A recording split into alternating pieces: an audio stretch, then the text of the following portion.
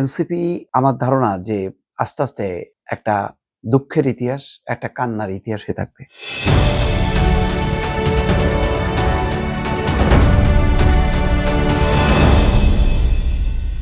আরেকটি খবরের শিরোনাম দেখছি, পদত্যাগের হিড়িক কি আছে এনসিপির ভাগ্যে, যা বললেন রাজনৈতিক বিশ্লেষকরা। তার মধ্যে আলতাফ পারভেজ, দক্ষিণ পূর্ব এশিয়ার ইতিহাস বিষয়ে যিনি গবেষণা করেন, আলতাফ পারভেজ বলছেন, জুলাই গণঅভ্যুত্থানের মধ্য দিয়ে এনসিপি নাম নিয়ে একটি রাজনৈতিক দল গঠন করা হয়েছিল। অনেক প্রতিশ্রুতি আর আদর্শিক বার্তা দিয়ে গঠিত এনসিপি এখন বিধ্বস্তের পথে।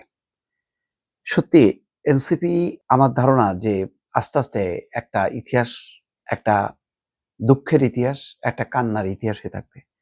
কারণ এত বড় একটা সফল অভ্যুত্থান, 15 বছরের মানুষকে যারা বাঁচালো, এটা অসাধারণ একটা কাজ করলো। মানে এই কৃতজ্ঞতা, আমার ধারণা যে যত সমালোচনা আমি যদি সারাদিন এনসিপিকে নিয়ে করি, কিন্তু এনসিপির যে কিছু তরুণ মুখ, তারা সেদিন আমাদের মুখটাকে উজ্জ্বল করছে, আমাদেরকে মুক্তি দিয়েছে।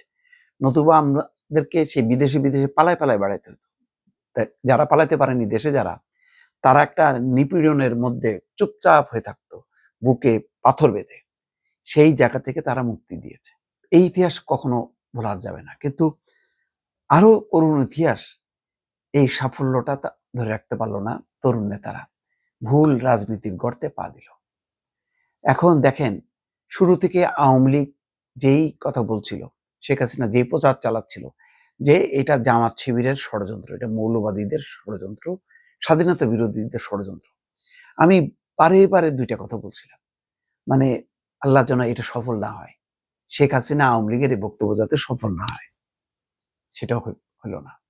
একে তো আমার হতাশা যে এটা কেন রাজনৈতিক দল করতে গেল, না করে ওই বৈষম্য বিরোধী ছাত্র আন্দোলনটাকে যদি চাঙ্গা রাখতো, ক্ষমতার তারা ভাগিদার না হয়ে তারা ভ্যানগার্ড হিসেবে যদি দায়িত্ব পালন করত, আজকে এই পরিণতিটা হতো না।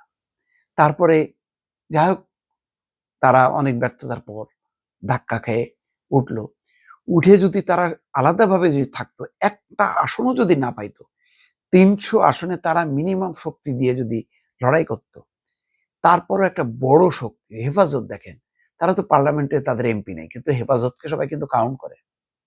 হাসিনা 15টা বছরে তাদেরকে কিন্তু সালাম দিয়ে চলছে। এই গণঅভ্যুত্থানের দল এনসিপি কেও কিন্তু ঠিক সেইভাবেই মূল্যায়ন করা হতো এবং সলিড বোঝা যেত যে তাদের প্রতি আসলে মানুষের 2% সমর্থন, নাকি 10, নাকি 5%, যাই হোক না কেন, কিন্তু তারা কেন মনে করলো যে এমপি হলেই মানে একটা বিশাল ভূমিকা রাখতে পারবে। এমপি হয়নি, জাতীয় পার্টির এমপি ছিল না, অন্যান্য দল ছিল না, এমনকি বিএনপিরও তো ছিল 18 নির্বাচনে। কি করতে পারছে? কিচ্ছু করতে পারছে। পার্লামেন্টে এমন একটা সিস্টেম, ওটা ভেতরে আর এক স্বৈরতন্ত্র, যে ওখানে সংখ্যাগরিষ্ঠ যা বলবে আলটিমেটলি তাই।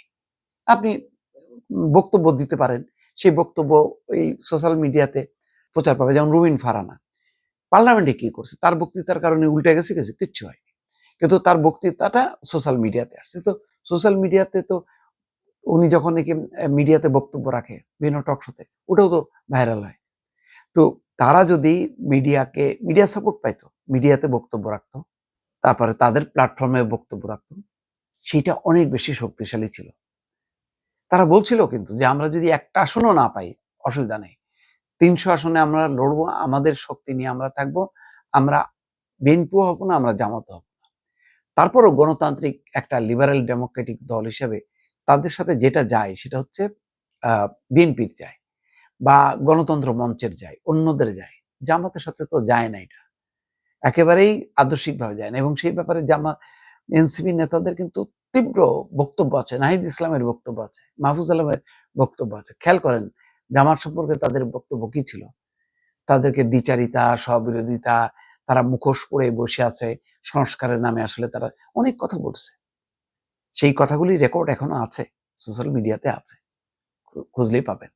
তো তারা যেটা করতে পারতো, আমি ধরলাম বিএনপিতেও যাওয়ার দরকার নেই, তারা যদি গুম মেরে বসে থাকতো, এটা আস্তে আস্তে আবার শক্তি পেত। এখন যেমন জামাত এনসিপি, জামাত এনসিপি মানে একটা সমর্থক শব্দ হয়ে গেল। এই জামাতকে নিয়ে বিএনপি কি খুব ঔজ্জ্বল্য ছড়াইছে? বরং আওয়ামী লীগ বলছে যে স্বাধীনতা বিরোধী গোষ্ঠীকে নিয়ে বিএনপি চলে, তো বিএনপিও স্বাধীনতা বিরোধী শক্তি বলছে না? এই দায়টা নিতে হয়েছে। তো ওই দায়মুক্ত ছাড়া বিএনপি অ্যাজ ইট ইজ গণতান্ত্রিক দল হিসেবে যদি থাকতো আলাদা, চিন্তা করেন তার জন্য আজকে পজিশনটা আরো ভালো হতো। এখন এই যে জামাত ঢুকলো, জামাত তো মেন শক্তি না, মেন শক্তি হচ্ছে জামাত, জামাতের ভিতরে থাকলো। আর আগে বিএনপির অধীনে ছিল জামাত, তাহলে তাহলে তো জামাতের তো অস্তিত্বই পাওয়া যাবে না। এবং দেখেন ওই তাসনুভা জাবিন বলছিল যে ইসলামী দলগুলো জামাত একটা নারী সদস্যকেও তারা এমপি পদে দেয়নি। কিসের নারী অধিকার? তো এখন সেই দলের সাথে এনসিপি জোট করলো, সমঝোতা করলো, বলছে যে এটা শুধু নির্বাচনী সমঝোতা, এটা আদর্শিক সমঝোতা না। এটা বললে হবে? বাইরে যে প্রচার ছিল যে এটা এক্সটেনশন জামাত শিবিরের বা বি টিম, সেটাই তো হয়ে গেল। এটা হচ্ছে দুঃখজনক। দর্শক ভালো থাকবেন। আল্লাহ হাফেজ।